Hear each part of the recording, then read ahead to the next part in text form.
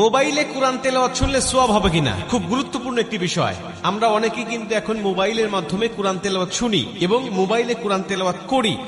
মোবাইলে কোরআন তেলাওয়াত যদি আপনি না পড়তে পারেন বা কুরআনুল কারীম যদি আপনি না পড়তে পারেন, তাহলে কুরআনুল কারীম শুনবেন বা কোরআন পড়তেও পারেন, আবার মোবাইলেও মাধ্যমে শুনবেন, তাহলে আপনার সওয়াব হবে কিনা, খুব গুরুত্বপূর্ণ একটা বিষয়। আজকে অধিকাংশ ইয়াং যারা, তারা বেশিরভাগ কুরআনুল কারীমের তেলাওয়াত তারা মোবাইলের মাধ্যমে শোনে।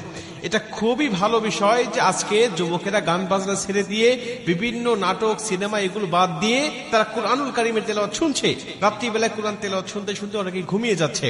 আর কোরআন তেলাওয়াত শুনলে আপনার সওয়াব হবে কিনা, এ ব্যাপারে আল্লাহ পাক স্বয়ং নিজে কুরআনুল কারীমের মধ্যে উত্তর দিয়েছেন। আল্লাহ বলছেন, ওয়াইদা কুরিয়াল কুরআনু ফাসতামিউ লাহু ওয়া আনসিতু লাআল্লাকুম তুরহামুন।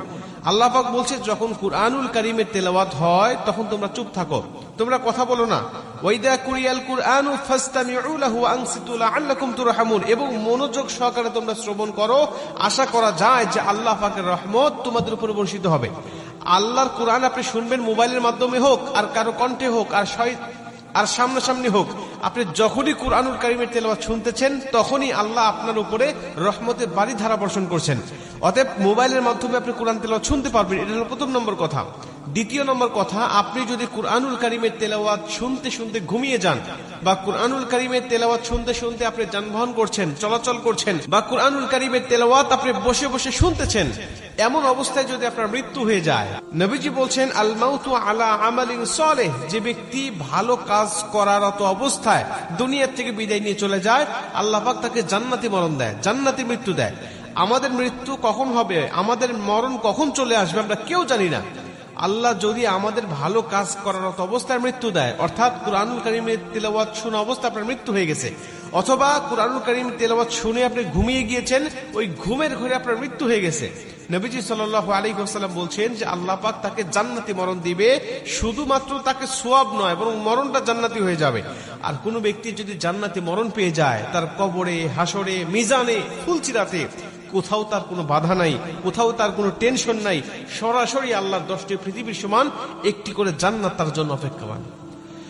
মুসলমান ভাইরা আমার, এজন্য আল্লাহ পাকের কুরআনুল কারীমের তেলাওয়াত আপনি করবেন। যদি কুরআনুল কারীমের তেলাওয়াত করার পাশাপাশি কুরআনুল কারীমের তেলাওয়াত আপনি শুনতে চান, তাহলে অবশ্যই আপনি কুরআনুল কারীমের তেলাওয়াত আপনি শুনতে পারবেন।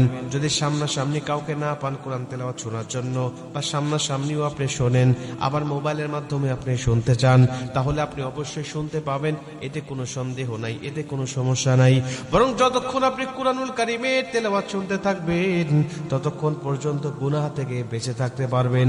এবং যতক্ষণ কুরআনুল কারীমের তেলাওয়াত আপনি শুনবেন, ততক্ষণ পর্যন্ত আপনার আমলনামায় ফেরেশতারা সওয়াবগুলোই লিখতে থাকবে।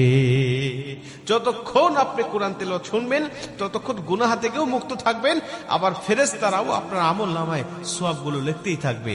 শুধুমাত্র তাই নয়, আল্লাহ পাক বলছে তার উপরে রহমতের বাড়ি ধারা বর্ষণ হয়। আল্লাহ পাকের রহমতের বাড়ি ধারা যদি আপনার উপরে বর্ষণ হয়, আপনার কোনো চিন্তা থাকবে না, ডিপ্রেশন থাকবে না, টেনশন থাকবে না। দুনিয়ার জমিনে আপনিই হবেন একমাত্র সুখী মানব, দুনিয়ার জমিনে আপনিই হবেন একমাত্র সবচাইতে সুখী মানব। অতএব কুরআনুল কারীমের তেলাওয়াত যে ব্যক্তি যত বেশি শুনবে, আল্লাহ তার উপরে তত বেশি রহমত নাজিল করবে, তার সওয়াবের পাল্লা তত বেশি ভারী হবে এবং সে পাপ থেকে তত বিরত থাকবে। এজন্য কুরআনুল কারীমের তেলাওয়াত, সেটা মোবাইলে হোক আর কারো সামনাসামনি হোক, যত শুনবেন তত ভালো, যত পড়বেন তত ভালো।